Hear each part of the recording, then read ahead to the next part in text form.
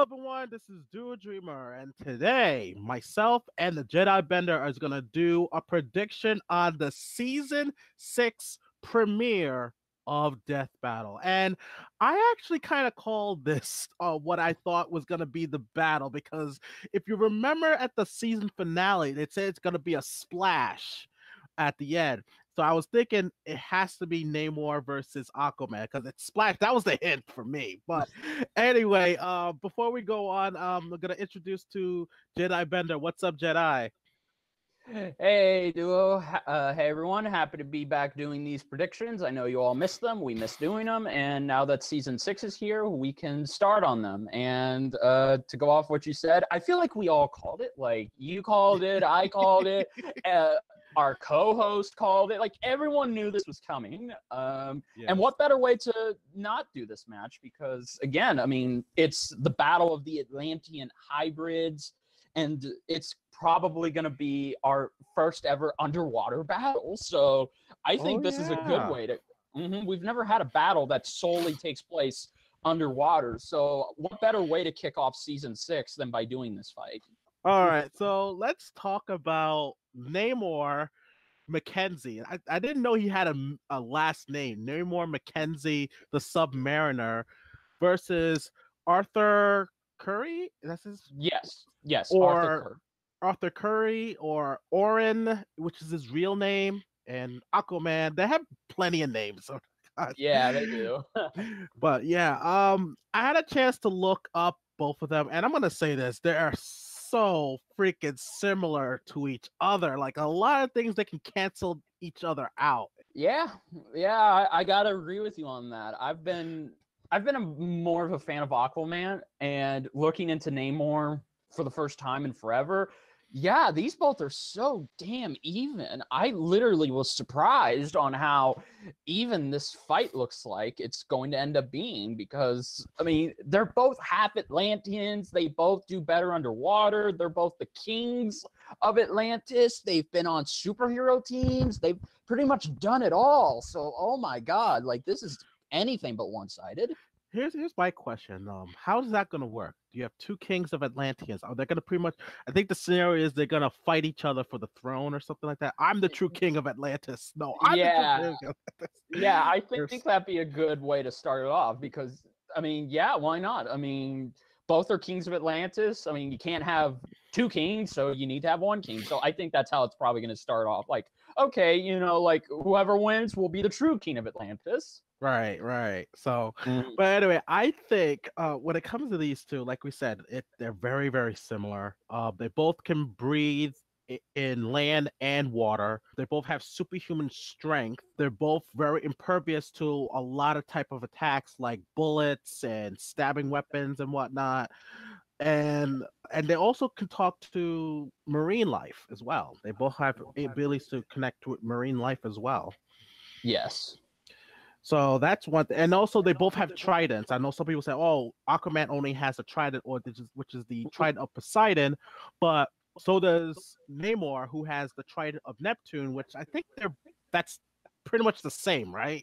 Yeah, it's more or less the same. Like, one trident, both tridents can do the same thing: command the seven seas, make tsunamis. Like, these are powerful tridents, so I think it's a reason to believe they both can do almost the exact same thing. Right. And so, like I said, they're gonna cancel each other out. However, though, there are some differences. There are some things that one has an edge over the other. You mentioned this to me about Namor, that he has the experience factor. Yeah, so care to explain why he has the experience factor? Sure.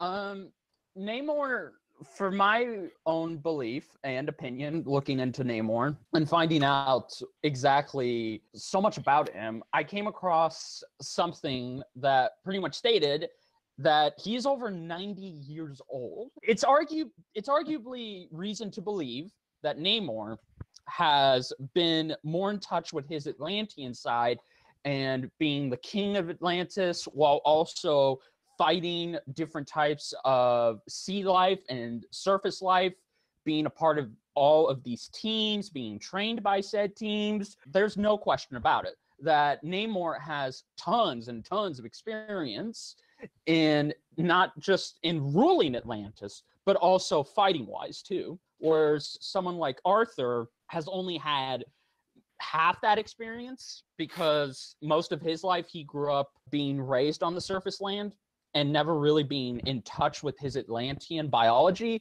until adulthood, when he finally realized, oh my God, like I'm the rightful heir to the throne and I have all of these unique skill set and biology things that I can't do here. So when he finally took the throne for himself from his brother Ocean Master, that's when he became the king of Atlantis. But I would argue that he hasn't been the king of Atlantis for nearly as long as Namor, because Namor has ruled over Atlantis with an iron fist, and he still continues to rule the Atlantis to this day. Yeah, so I have to say that definitely with Namor, like when you were mentioning about the teams that he's been part of the Avengers, even the X-Men. Even I know some Yes. people say, "What do you mean the X-Men?" He's actually a mutant. He's a mutant, Yes. but Yes, he's he like is. half mutant, half Atlantean. So that's what the hybrid's all about.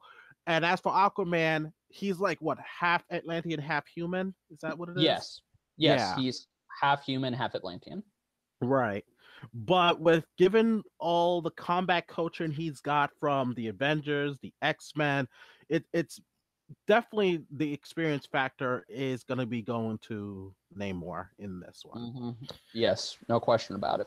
All right. Now let's talk about like some maybe their durabilities and stuff. Like we mentioned that their skin is very very tough, and it's because of the fact that their bodies are adapted to the high pressures of the ocean, because they live deep deep deep in the ocean. And if you know about science, going farther down into the depths of the ocean, the pressure is increased, pretty much going to be crushed, but their physiology can adapt to the pressure.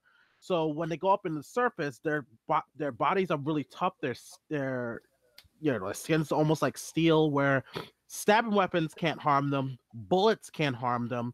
I will say this: you mentioned this to me, that when it comes to Aquaman, though, that only Atlantean weapons can harm him. From what I've remembered and what I've looked up about Aquaman recently, pretty much all kinds of human weapons will not hurt him. But if he was battling under the water and near his home turf of Atlantis, like Atlantean technology is so advanced that it is basically designed to take out other Atlanteans or just other people who operate in the same sea level as they do. So pretty much Aquaman is on the surface land, he's invulnerable. In the water, it's kind of 50-50. He's somewhat invulnerable, but he can still be hurt or taken down by different types of Atlantean attacks or weapons. Right. Let's talk about their strength as well. I've seen like a picture of Namor lifting a World War II destroyer, and that is a huge, huge battleship back in the day, and he held it up over his head like it was nothing. Yes, yes, he And did. that's how strong it is. He even went toe to toe with the likes of Luke Cage, She-Hulk, as well as the Red Hulk as well. And from what I've heard, that his strength is somewhat on par with the Thing, and the Thing is strong. So that's how strong he is. But he gets stronger when he's in the water. When he's in the water, he gets a lot stronger. Yes. Same thing goes to Aquaman. Aquaman has lifted buildings. He's gone toe to toe with the Justice League, like Superman, Wonder Woman, Martian Manhunter, and those are the three strongest Justice League members to date. But more recently, if you've seen the Aquaman movie, you know there's a scene where he lifts up a submarine. And bear in mind, he didn't lift this thing on the land. He lifted it underwater. He had to swim under it, go under it, and put his hands up. And he basically was swimming so fast that he was exerting enough force to put the thing on the surface land. And following a YouTuber who was able to do the calculations for that, That means Aquaman was exerting over 500,000 tons of pressure to get that, or force, force to get that thing up on the surface. And you also have to take into account he was underwater. So, for example, regular humans, when we go underwater, our bodies become so heavy that we can barely move. Hell, we can barely lift anything underwater because it's literally heavy on us. But Atlanteans don't have that problem. They can lift heavier objects while they're underwater. But Aquaman's just not strong in the sea. He's also strong on the land. As I said, he's been able to lift buildings. He's been able to go toe-to-toe with some of his colleagues. And it's arguably reasonable to assume that the best strength feats he can do are lifting buildings, and that's about it. Like, he's not gonna lift the moon like Superman. He's not gonna do anything higher than that. But just because he's not Superman level strong, that doesn't mean he's not physically weaker, because Aquaman has been stated to be as strong as a full-blown Superman. And you guys know any incarnation of Superman is hella strong. So the fact that Aquaman is almost as strong, if not on equal par with him, that is pretty damn impressive. Yeah. Wow. They're both freakishly strong. The question is, who is stronger? It's still that's still, well, like I was mentioning, Namor's strength increases in the water. However, Yes. though, he still has some of his strength, like most of his strength, when he's out in land. But with Aquaman, his stats doesn't decrease no matter what environment he's in. No, it really doesn't. As I said, he can be underwater. He's strong enough to lift submarines. On land, he's strong enough to lift buildings. So it really doesn't seem like his strength decreases when he's in one environment. It more or less stays the same wherever he is. So that might be the edge for Aquaman.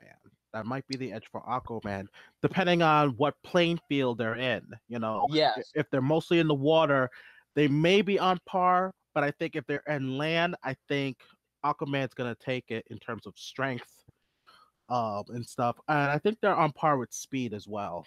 Yes. Oh God. Not just like running speed on land, but they're much faster in the water.